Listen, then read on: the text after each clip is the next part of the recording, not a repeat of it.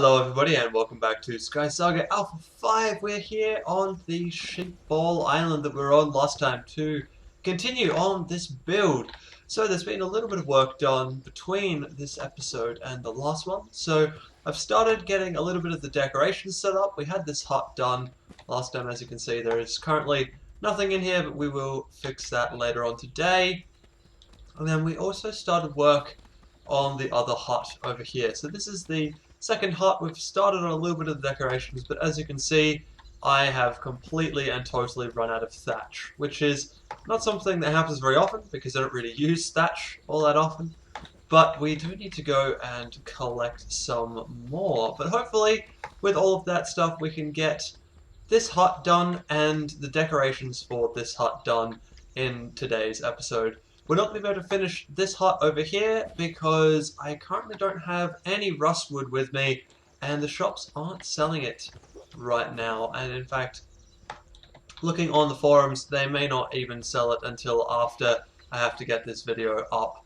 So that might have to be a job that we come back and do, or maybe I'll do it off camera at some point and come over and show you. But it's basically going to be decorated exactly the same way we do the blue one. So we're going to have these PvP barricades. We've already got the Yeti statues out by the door here, and anything that we do inside will be mirrored across to the red side as well, but of course just in the red. That is of course going to mean we're probably going to have to go out and collect up some crimsonite as well, just so that we've got a bit of crimsonite that we can use for the inside of that build. I currently only have, I think, about 4 marks, which isn't going to be enough to decorate the inside of this build, but like I said, we should be able to get hold of some of that stuff. Anyway, for now, I think what we're actually going to do is we're going to do a little bit of work on this place, and then we're going to go run a green keystone, probably just throw in a random green keystone and see where we go to collect up a little bit more thatch for the rest of this roof build over here. Obviously, as you can see, we've also got trees kind of right up against the building and sharing leaves and stuff into the building.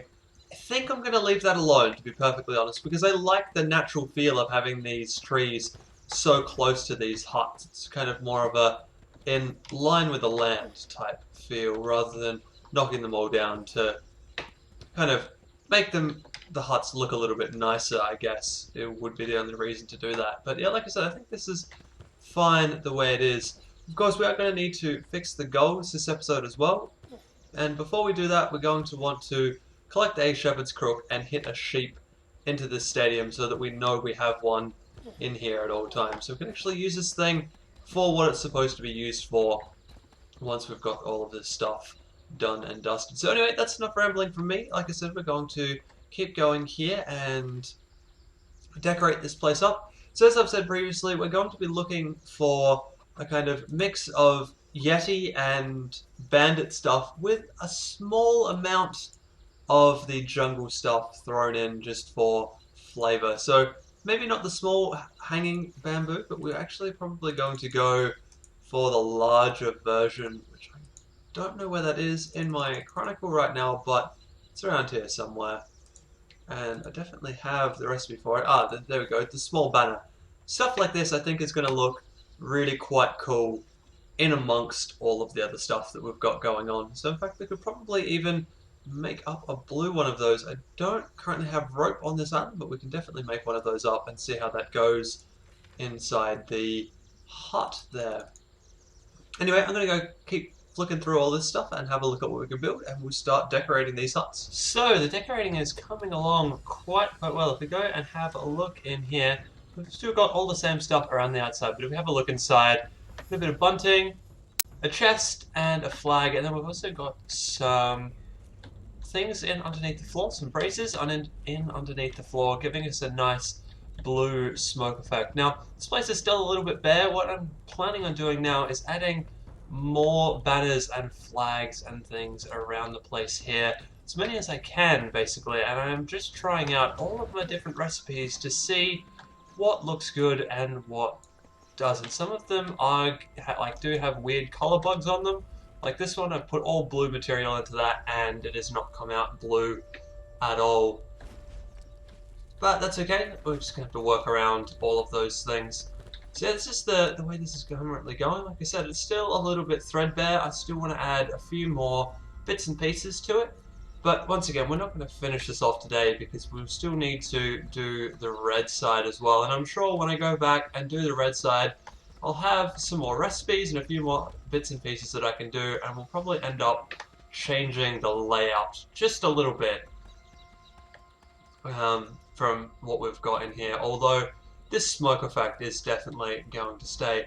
But for now, we're actually kind of running out of material, so it's time to go out and harvest a whole bunch of other materials, and also go into the green world I was talking about and get the thatch that we need to finish off this roof.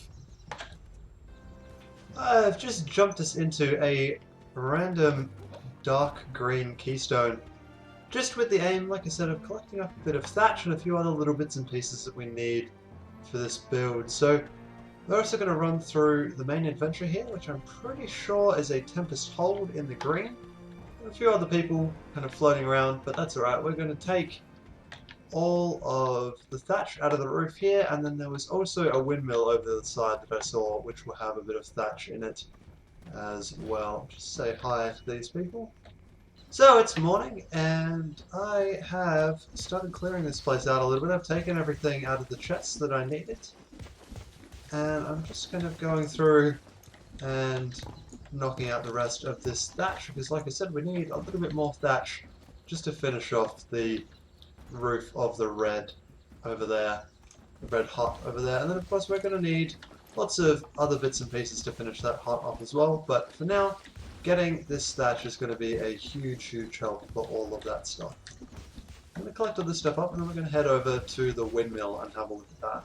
So on the roof of that other place, we actually managed to carve out almost a full stack of thatch. So I think we're actually going to leave the thatch on the top of this place alone, because I don't really feel like I'm going to need more than that amount of thatch.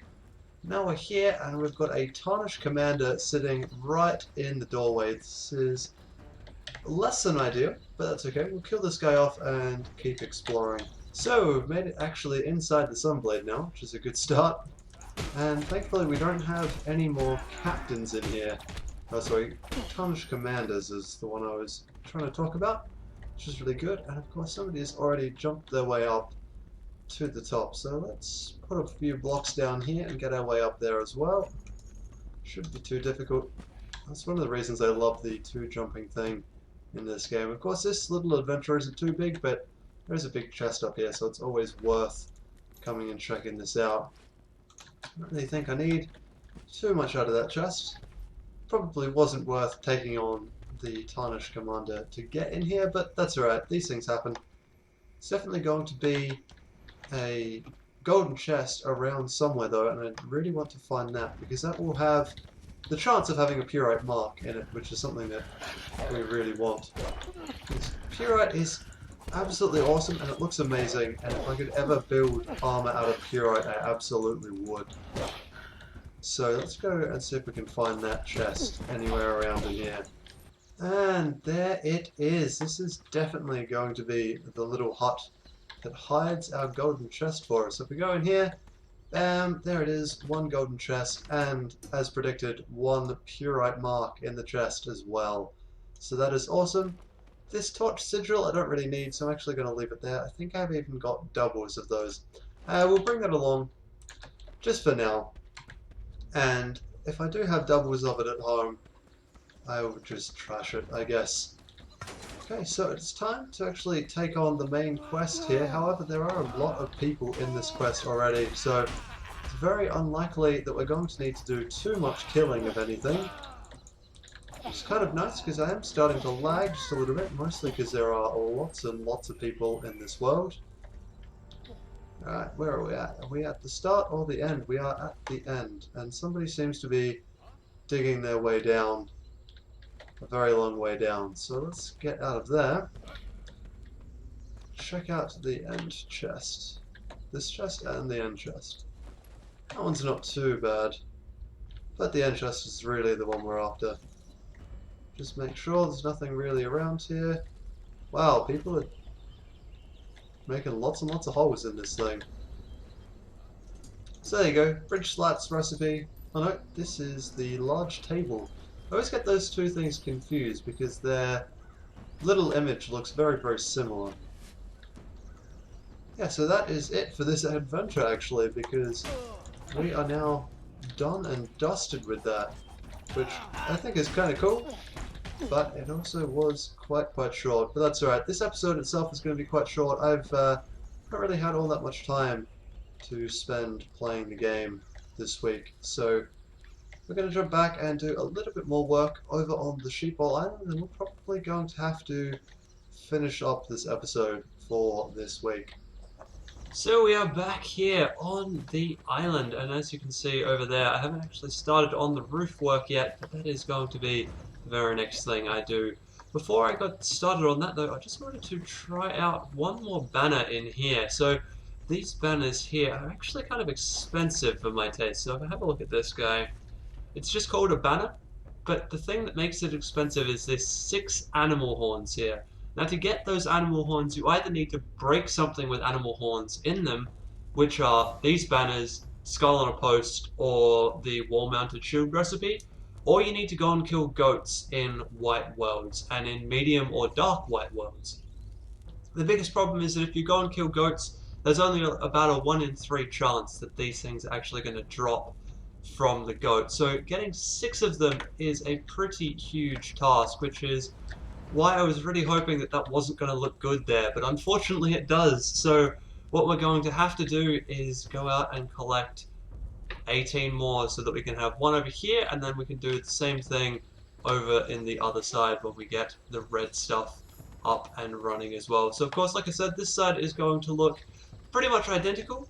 We're just going to have all red rather than all blue, and once again we need to wait until we get Rustwood in the shop to be able to actually do all of that stuff up. But for now I'm going to go and build the roof. I might even lay down the foundation stone as we see here, like I've done in this one, and we can get started on some of that type of stuff. And we can also string up our nice little banners and bunting and stuff around the place too. I'm not really sure what I want to do with this space yet, but we'll probably work that out between episodes and fill this up with some nice little bits and pieces as well. I'm just trying really hard to keep this as tribal looking as I possibly can. Personally, I think also that this chest just fits here really well, this small survivalist chest, and that will give me just enough space to hold the warlock's armor and the crooks that I are going to use to actually play SheepBall with. Speaking of crooks, by the way, I have now got the quest, the one and only defeat 50 sheep quest. This thing is awesome because it means that we're actually going to get the crook recipe at the end of this. So we need to now go out and kill 50 sheep. As you can see, I haven't killed any yet, but we can kill off all of the sheep on this island, or maybe not this one, but we'll go and kill off a lot of sheep and get this one going. And I just love the alt text on this thing. What exactly are they hiding under that wall? Something sinister, I bet. Take them out before they get organized. That is hilarious. And I love all of the little attention to detail things like that, where Radiant Worlds has gone through and just added some awesome little jokes into the game that are just amazing. And they do this type of stuff all the time. I think by far though my favorite one is they used to, and I'm not sure if they still do or not, but they used to put little goat jokes into all of their software updates and all that kind of stuff, which were really quite funny. So yeah, you should check the forums out and see if they are actually still doing that. There's always a link to the forums in the description blocks below each and every one of my videos. So I think that's enough rambling from me. It's time to crack on and build this roof. The roof is on! There it is! The roof is now in place. So as with all of the kind of circle stuff that I do and all of the roofing and stuff, all of this is actually off a circle generator, just because it's a lot easier to build nice, neat, interesting circles when you actually use a circle generator. So I'll throw the link to that one in the description as well, just so that you can all jump over there and have a look at that thing, and also, you know, build some really cool circular builds over here in SkySaga. So this is coming along quite nicely, this little hut. I am obviously running out of bloodstone again. That's because all of the things that we're going to build up are actually going to take a fair amount of bloodstone and a fair amount of stone in general to get sorted out. But I am very happy with how these little builds are progressing.